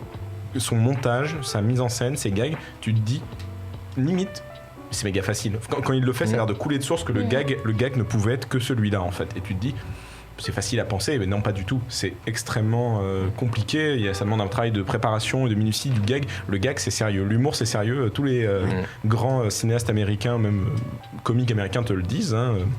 Et je pense que quand Marvel voit ces films, ils se disent, oh bah ça va, il a l'air de se débrouiller, on va lui dire quoi faire et ça va se passer. Et en fait, Il est approché pour Ant-Man et ça se passe pas si bien que ça. Alors il faut effectivement rappeler qu'Ant-Man il est approché en 2005, avant que le concept même de MCU soit annoncé ou même imaginé par Kevin Feige et sa bande. On est à l'époque où Sam Raimi, les films de Spider-Man marchent plutôt bien, donc peut-être qu'aussi il s'imaginait avoir plus de... Et puis il y avait X-Men aussi. Ouais. C'était un peu avant The Last Stand qu'il y avait commencé à avoir des discussions entre Wright et Le truc c'est que c'est un héros pas connu du grand public. Ouais. Et lui il veut adapter celui-là. C'est pas un truc qu'on lui propose. Enfin, il a quand même dit si je veux en adapter un, c'est lui que je veux faire. Ouais. Donc c'est lui qui allait voir Marvel. Non, pas forcément, mais en tout cas quand la proposition de Marvel s'est amenée sur quel super-héros il aimerait faire, lui il avait dit qu'il mettait des billes sur Ant-Man. Donc c'est resté en stand-by et quand Ant-Man s'est débloqué, on lui a dit vas-y, fais Ant-Man. Et ils se sont rendus compte que ils pouvaient pas le contrôler. En fait, comme ils peuvent pas contrôler certains réalisateurs, c'était le cas par exemple de Black sur Iron Man Shane 3 Black, ouais. de Shane Black, où la seule différence c'est que Shane Black était à peu près libre parce que Robert Downey Jr. lui a dit fais ce que tu veux, je contrôle la prod parce que je t'en dois une, parce que sans lui il aurait pas été à ce rôle là avec quoi. Voilà. Et donc c'est un des rares exemples où le réal avec une patte, on va dire, avec en tout cas eu une certaine liberté de proposition. Edgar Wright ça n'avait pas eu le même problème, il n'avait pas Robert Downey Jr. derrière lui pour le protéger quoi. Après c'est un truc hyper américain d'aller chercher des réalisateurs européens qui ont une patte pour leur dire venez, ce que vous faites c'est génial, faites un truc chez nous, par contre tout ce que vous faites le faites pas et faites ce qu'on vous dit. Non mais ça se fait c'est un truc qui se fait beaucoup dans le film d'horreur et le film de genre, avec des mecs qui ont fait des super trucs français, belges ou quoi en Europe et qui arrivent aux États-Unis et qui font un énième un numéro 6 ou 7 d'une franchise qui est oubliable et voire qui se fait pas quoi. Louis Leterrier ou Alexandre Aja en français. Et au final, à part Aja qui continue, la plupart ils reviennent, ils sont désabusés quoi. Fabrice Duvels ou des mecs comme ça, ils reviennent, ils sont comme ils ont dégoûtés. fait un petit peu avec pas mal de réalisateurs hongkongais aussi pour les films d'action finalement. Le Terrier d'ailleurs, ça fait marrant que tu le mentionnes parce que c'est lui qui avait fait le Hulk apocryphe dans le MCU d'ailleurs, petite parenthèse comme ça avec. Et ça va, il a fait les frères Grimsby, un très bon film à base de gangbang d'éléphants. Je vous le recommande bien sûr. Avec Sacha Baron Cohen. Gangbang d'éléphants, Edgar Wright, la transition était trouvée. Non, je suis flabistouflé par tout ce que tu viens de dire. Donc oui, mais qu'est-ce qui a merdé en fait avec Ant-Man ? Pourquoi ça ne s'est pas fait ? De ce qu'on sait et de ce qu'il a dit récemment, c'est quand même que, en plus de pas pouvoir faire ce qu'il voulait, c'est surtout qu'il y avait qu'est-ce que tu avais au final, parce que tu as un cahier des charges de Marvel qui fait qu'il aurait pas pu pas juste mettre sa patte, mais aussi peut-être avoir le traitement thématique qu'il voulait.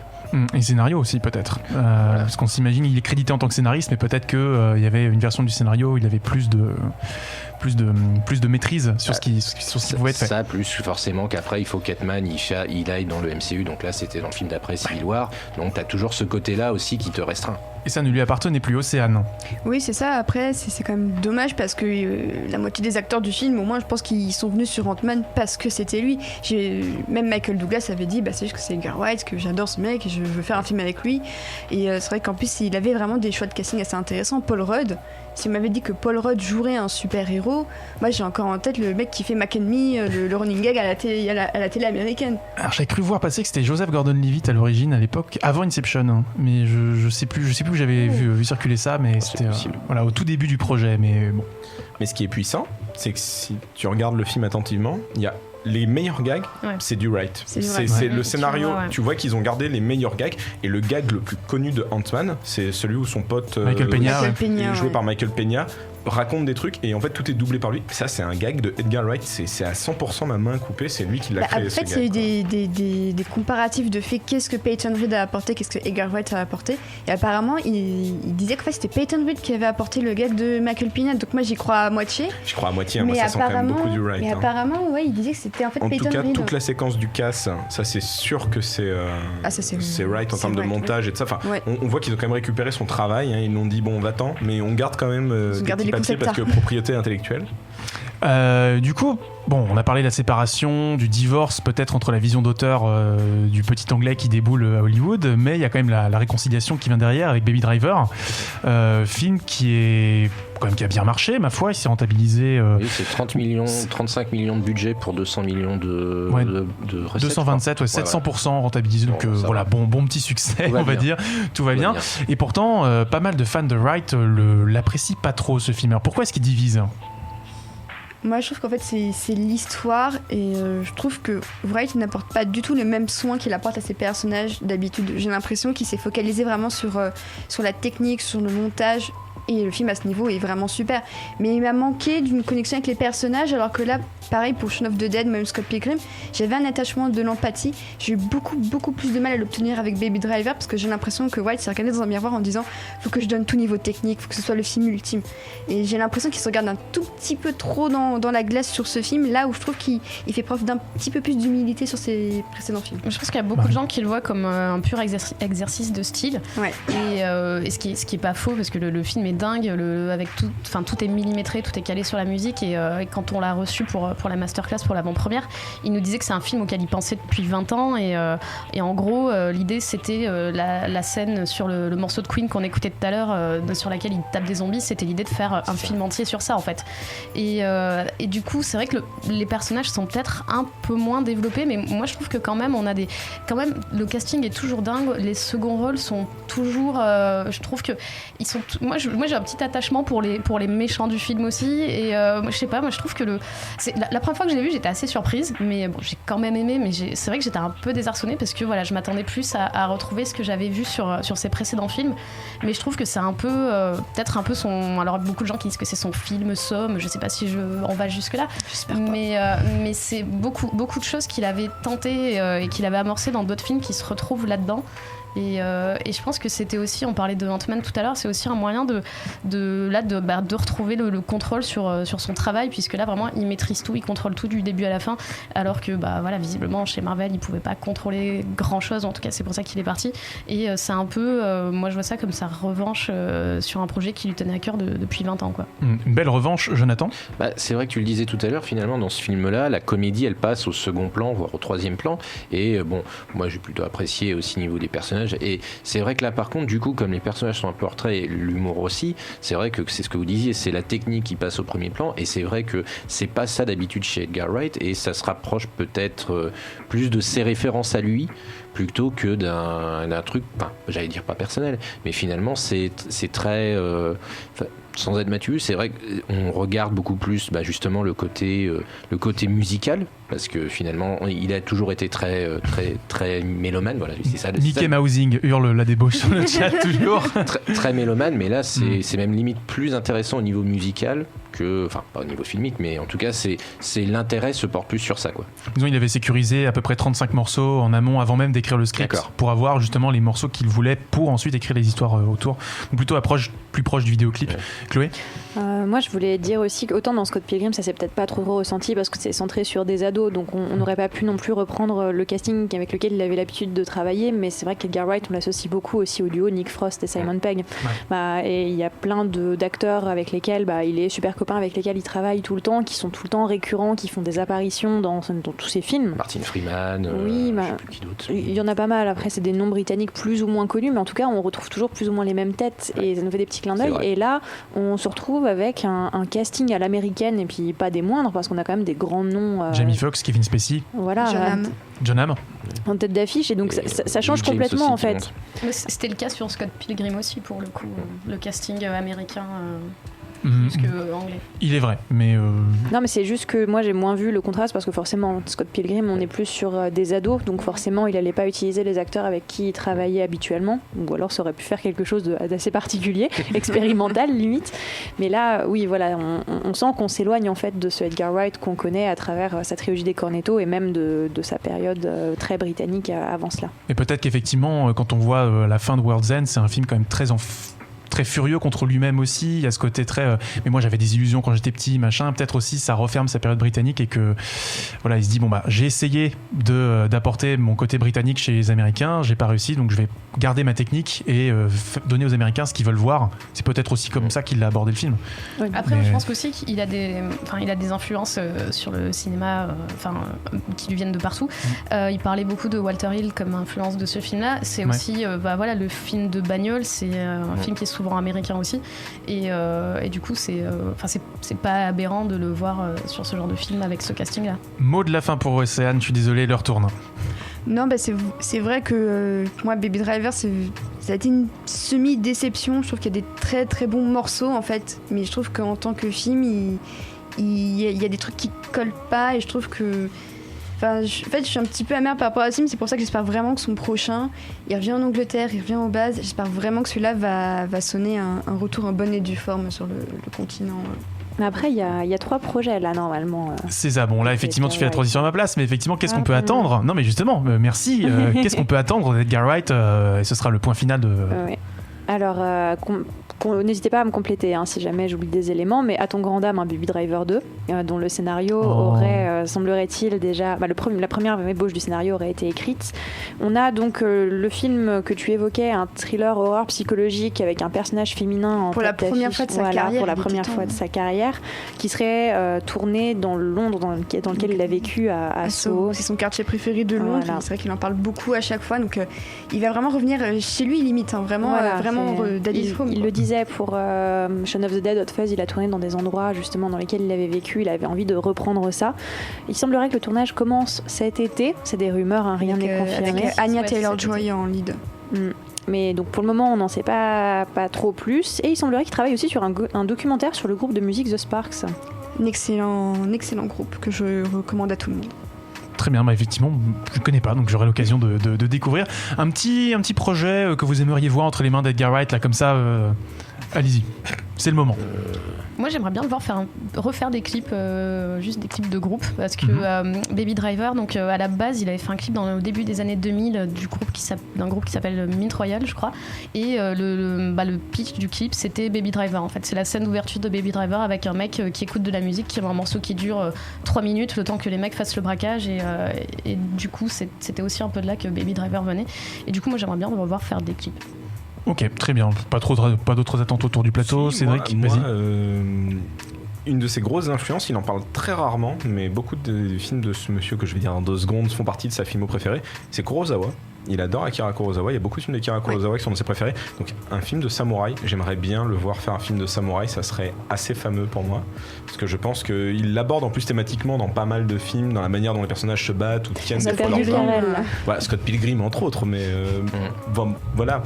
Et sinon, Baby Driver 2, moi je suis très hypé parce que le 1 je l'ai beaucoup aimé. Et par rapport à ce que tu disais, moi je pense qu'il y a plutôt une forme d'épure. Je pense qu'il faut pas penser avec le passé, c'est-à-dire que sa trilogie c'était une vision et maintenant il faut avancer, et je trouve ça très intéressant ce qu'il fait. Je suis plus de l'avis de Marie, en fait il y a vraiment un côté, c'est de la technique, mais les personnages sont travaillés de façon plus épurée, comme ce que Spielberg pouvait faire avec des films comme E.T. par exemple. T'as pas besoin de détailler 20 ans un personnage, il est défini par une action, un mouvement de caméra, et on rentre dans le perso, pour moi personnellement. Moi j'allais dire une adaptation de Blake et Mortimer avec Simon Pegg en Ulrich, mais du coup tu m'as hypé sur les samouraïs, donc je vais dire Afro Samouraï en live, voilà. Donc c'est tout pour ce grand débat sur Edgar Wright. Merci à toutes et à tous de nous avoir suivis, d'avoir participé sur le chat. On salue Profi Sekai, on salue Mafuba, on salue Doko, on salue également Phenom qui s'est permis de rappeler que Le Terrier va faire Dark Crystal sur Netflix, évidemment, Dracojo et toute la Smala. Merci à vous. L'émission n'est pas terminée car comme vous le savez, c'est l'heure du quiz musical. Alors le quiz musical cette semaine qui s'appelle Te UK, Te Bat, Te In, qui est donc un quiz consacré à la perfide Albion, à toutes les grandes licences du Royaume-Uni, l'actualité musicale, tout ça. Donc nous avons 2 équipes cette semaine, je rappelle les règles, 5 morceaux, 1 point par bonne réponse. Nous avons l'équipe à ma gauche, l'équipe bleue, l'équipe Point Break, n'est-ce pas, avec Cédric, Marie et Chloé, et l'équipe Bad Boys 2, voilà, avec c'était évident, Océane et Jonathan. Est-ce qu'on a une 6e personne pour venir en plateau pour compléter? Sinon c'est pas grave, on va faire comme ça. 5 morceaux, 1 point par bonne réponse. Si vous avez la mauvaise réponse, la parole va à l'équipe d'en face. On cache le chat avec les feuilles, car sinon le chat il donne la réponse avant parce qu'il est meilleur que vous globalement, et je ne juge pas les invités en disant ça. Et puis, il est plus nombreux aussi. Il est plus nombreux aussi, effectivement. Et ils ont accès à Internet. Et ils ont accès à Internet. Bon les amis, c'est parti pour le premier morceau.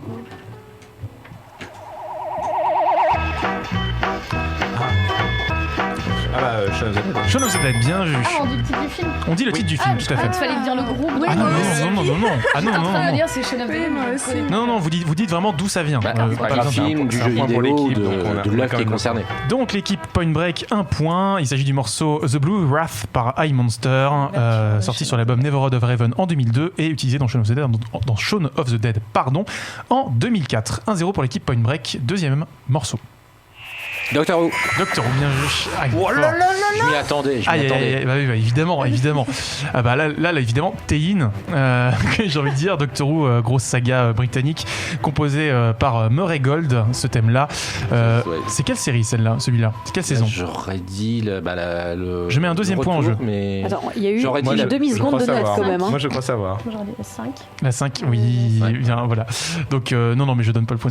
Sinon ça, on va finir sur l'égalité. Voilà, il y a 5 morceaux et effectivement, c'était la série 5 sortie en 2010, diffusée sur la BBC et sur France 4 chez nous, d'ailleurs, avec ce bon vieux Matt Smith. 1 partout, et c'est parti pour le troisième morceau. GoldenEye, effectivement, sur Nintendo 64, jeu de Rare, sorti en 97. On a fêté 22 ans, la vache. Sur lequel on s'est donc mitraillé la figure dans Facility, bien vu, c'était le thème du niveau, composé par Grant Kirkhope et Graham Norgate avec les fameuses grenades dans les toilettes. Comme chacun sait, c'était la bonne vieille technique. Le Golden Gun. 2-1 pour l'équipe Bad Boys 2, rien n'est joué, il reste encore 2 morceaux. On se concentre. Si tu l'as, je suis preneur, parce que...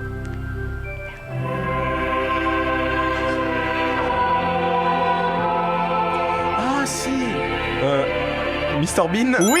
Ah oui. Oh là là, il est bon. Bien joué. Bien vu. C'était le thème de Mr Bean, tout à fait, composé par David Goodall, qui s'appelle Ecce Homo, et les paroles disent Ecce Homo qui est faba, qui veut dire voici l'homme qui est un haricot, donc Mr Bean. Voilà, comme ça vous pourrez briller et épater la famille en soirée, en haute société, tout simplement. Donc 2 partout. Mon Dieu, c'est très serré. Il reste un dernier morceau. Je vais pas donner un indice. Prodigy, Firestarter. Alors oui, mais il me faut d'où ça sort. Wipeout, bravo. Lequel? le premier, non? Non. Équipe Point Break, vous avez une dernière chance. C'est quel Wipeout? Alors là, pour le coup, moi j'ai jamais joué au jeu. Wipeout 3. Le jeu est sorti en 97, donc pensez, c'est un gros indice que je vous donne. Wipeout 2000. Non. 2097, c'est pas ça? Oui, bien vu Team Bad Boys 2, c'était effectivement Wipeout 19... Pour ma culture, c'est quoi un Wipeout? Wipeout, c'est un jeu de course de vaisseau sorti sur PlayStation à la fin des années 90 pour montrer la puissance de la console et qui volait tout à F0 en fait. C'est ça. Et du coup, t'avais la bande son derrière, notamment donc l'instru qu'on entend de Firestarter, et c'est le combo, le jeu plus la bande son qui fait que ça a été très remarqué. Tout à fait, et puis on avait toute une participation de plein d'artistes de la scène rave et trance et breakbeat de l'époque, et justement c'était un positionnement intéressant pour Sony de dire hey, vous voyez, on est des vrais durs, nous on descend dans les boîtes de nuit, on écoute de la vraie musique. Et ce qui est assez rigolo d'ailleurs, c'est qu'il y a plein de musiques de Wipeout qui se retrouvent dans Space aussi au passage. Et du coup c'est 2097 okay, 2097, tout à fait, sorti sur PlayStation en 97 justement, d'où la blague du titre, et on en profite pour dédier ce quiz à la mémoire de Keith Flint, chorégraphe du groupe et interprète qui nous a quitté le 4 mars dernier. C'est donc sur un score de 3-2 que se termine ce quiz musical. Bravo équipe Bad Boys 2, j'ai envie de dire.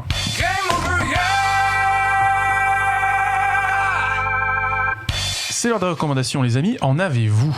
Alors oui, moi j'en ai 2. Je vais aller assez rapidement dessus. Donc le premier c'est Armada, le deuxième roman de l'auteur donc de Ready Player One, qui était son premier roman. Alors je vais aller assez vite dessus. C'est une histoire donc qui rappelle beaucoup celle de la Starfighter, avec un jeune homme qui va donc devoir se battre contre des aliens. Et alors c'est une recommandation, mais je n'ai pas du tout aimé. Donc on va être très clair. C'est une recommandation de lecture publique pour se moquer. Là, c'est clairement ça, parce qu'en fait, tout ce que je n'aime pas dans le travail d'Ernest Cline est dedans, c'est-à-dire que dans Ready Player One, il y en avait au moins l'avantage d'avoir un monde intéressant. Là, il y a quasiment rien. Donc voilà, là, c'est une anti-recommandation. La deuxième est beaucoup plus sérieuse. C'est La Compagnie Noire. C'est un gros... Alors là, c'est la première trilogie, un gros livre de fantasy. Comme la semaine dernière, vous parliez de Game of Thrones, je crois. Tout à fait. Voilà, donc ça, c'est date de à peu près de 10 ans avant, 84. Et si vous avez aimé Game of Thrones, c'est souvent ce genre de lecture qu'on vous recommande si vous voulez aller plus loin. Une compagnie de mercenaires dans un monde donc partagé entre une dictatrice et donc deux personnages féminins, une dictatrice et une rose blanche qui est censée être l'élu qui doit sauver le monde. Sauf que la compagnie de mercenaires ne s'engage pas pour la rose blanche, mais pour la dictatrice. Et justement, on va suivre des personnages donc assez peu recommandables, mais qui ont un certain sens de l'honneur entre eux. Une compagnie très très liée entre elles. Et voilà, j'en dis pas plus, mais si vous aimez les personnages féminins forts, et là je le dis clairement, la dame, meilleur personnage féminin de la fantasy. Moi, je le dis comme ça. Merci beaucoup pour ces deux belles recommandations, Océane. Alors moi, ce serait le premier film de Jonah Hill, Mid-90s, qui est sorti le mercredi, le même jour qu'Avengers. C'est une sorte de récit de coming of age au milieu des années 90, un jeune homme qui découvre une bande de skaters et qui apprend à aimer le skate.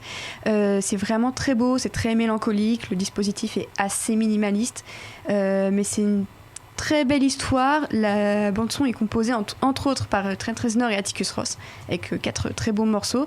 C'est pas incroyable, mais en tout cas pour un premier film, Jonah Hill a vraiment une patte très intéressante et j'ai hâte de voir ce qu'il va faire après ça. Merci beaucoup, Chloé. Moi, ça va être redondant, mais suite à la critique que j'ai faite, je peux pas ne pas vous recommander One Cut of the Dead. Il faut encourager ce genre de film, il faut aller le voir au cinéma, il faut faire augmenter les entrées. Donc, comme tu l'as dit tout à l'heure, Océane, le Club de l'Étoile, c'est là que je suis allée le voir et vraiment chouette, quoi. Petite salle, voilà, c'est une double reco en fait. Je vous recommande autant le Club de l'Étoile que le film. Marie ? Je vais recommander exactement la même chose. Donc voilà, je suis désolée, c'est pas très original, mais voilà, c'est une petite société de production qui s'est montée pour l'occasion et c'est son premier film en plus, qui le distribue en France. C'est des films de Tokyo. Et donc si on veut qu'il sorte d'autres films, il faut déjà aller voir celui-là. Très bien, merci beaucoup Marie. Toi Cédric, j'imagine que t'as tout le catalogue de Monsieur Bobine à nous recommander cette semaine. Déjà forcément, parce qu'il n'y a toujours pas sorti de vidéo, mais ils ont annoncé qu'ils se remettaient au travail, Back to Work, donc Monsieur Bobine, meilleure chaîne cinéma YouTube français, vous le savez bien. Je recommande aussi bien sûr Everything a Painting, même si c'est fini, qui était une excellente chaîne analytique. Lessons from a Screenplay aussi, qui est très bien, qui a fait une vidéo d'ailleurs sur Shaun of the Dead, qui est très très recommandable. Voilà, tu vois, on complète tout. Armada c'est nul, mais Ready Player One de Spielberg c'est génial, donc je recommande de voir Ready Player One parce que Spielberg c'est la vie et que Edgar Wright il adore tonton Spielberg aussi. Armada, more like The Last Starfula. Donc moi pour mes deux recommandations cette semaine, non ça marche pas de jeter des crayons à travers la fenêtre. Donc mes deux recommandations ça va être, on n'a pas eu le temps de parler des copains d'Edgar Wright, mais je vais quand même recommander Attack the Block de Joe Cornish, produit par Edgar Wright. Joe Cornish est un grand ami d'Edgar Wright, dont le film Le Roi Arthur est encore en salle, si je dis pas de bêtises. Alex le destin d'un roi. Alex le destin d'un roi, pardon, c'est ça, c'est l'adaptation de... Il est en salle, mais il reste que de la VF et dans très peu de salles parce qu'il était très mal marketé en France, donc c'est très triste. Et on remercie Avengers du coup. Non. Du coup, non, c'est un film de Tower Defense avec des jeunes délinquants qui vont affronter une horde d'extraterrestres avec toute la nouvelle garde d'acteurs, notamment Jodie Whittaker qu'on retrouve dans Doctor Who. Donc la boucle est bouclée. Et John Boyega aussi. Et John Boyega aussi, tout à fait. Ouais, effectivement, ça annonce tout un pan de plein de nouveaux visages des années 2010. C'est un film assez intéressant là-dessus. Et on parlait d'Edgar Wright. Ma deuxième recommandation, ça va être Phoenix Wright, la trilogie sur qui est donc disponible sur Switch, PS4 et Xbox One, édité par Capcom. Jonathan, si, je te jure, ce sont des bons jeux. Je peux pas te laisser. Ce sont de très bons jeux. Il y a pas. Je peux pas te laisser finir ça. Donc, quitte à parler de Wright, je conseille aussi le cinéma de Joe Wright, qui est un autre cinéaste anglophone. Non, pas anglophone, je sais plus. Non, ici il est anglais. Et voilà. Donc les films sont super, donc je recommande entre autres Anna. Orgueil et préjugés, c'est une des meilleures adaptations de Jane Austen qui soit. Et Reviens-moi aussi. Et le professeur d'histoire valide Les Heures sombres. Tout à fait. Voilà. Et donc du coup je disais Phoenix Wright, jeu initialement sorti sur Game Boy Advance au Japon, remaké sur DS chez nous et réédité exceptionnellement sur toutes les consoles du monde. C'est fantastique. On aura la traduction française cet été. Pour l'instant le jeu est en anglais. Peut-être n'aura-t-on pas les coquilles des jeux DS, mais donc voilà, ça vaut le coup d'être soutenu car ce sont des visual novels, ma foi, de forte qualité. Je rappelle qu'on y incarne un avocat qui va enquêter sur des meurtres pour innocenter ses clients qui sont tous innocents, fort heureusement, presque tous. C'est tout pour cette semaine, comme le veut la phrase consacrée. C'est la fin des choux. Et c'est la fin de cet épisode d'Hyperlink. Océane, Marie, où est-ce qu'on peut vous retrouver ? Alors pour ma part, avec Panic Cinéma au Forum des Images tous les mois, il nous reste 2 séances mensuelles, Panic Cross Chroma et la Colo qui arrive cet été, donc qui est notre festival de ciné du 11 au 14 juillet. Très bien. Et donc moi, on me retrouve sur Twitter, Optanexit, on me retrouve dans les podcasts de Comics Blog et sur mon podcast de Lemon Adaptation Club. On enregistre notre prochain épisode sur les films Lego Movie, comment on adapte une saga de jouets à l'écran. Très bien, merci beaucoup d'être venu en plateau pour ce grand numéro consacré Merci pour l'invitation. Ouais. Avec plaisir. Donc on se dit à la semaine prochaine où on va parler, ma foi Cédric, d'une série un petit peu chère à notre cœur. Je vais peut-être basculer sur le banc des chroniqueurs la semaine prochaine, j'en dis pas plus. Ça va être compliqué sinon, parce que je vais être tout seul. Parce qu'on va parler de la grande saga Monogatari. Quel gros programme. À la semaine prochaine. Ciao. Ciao. À la prochaine.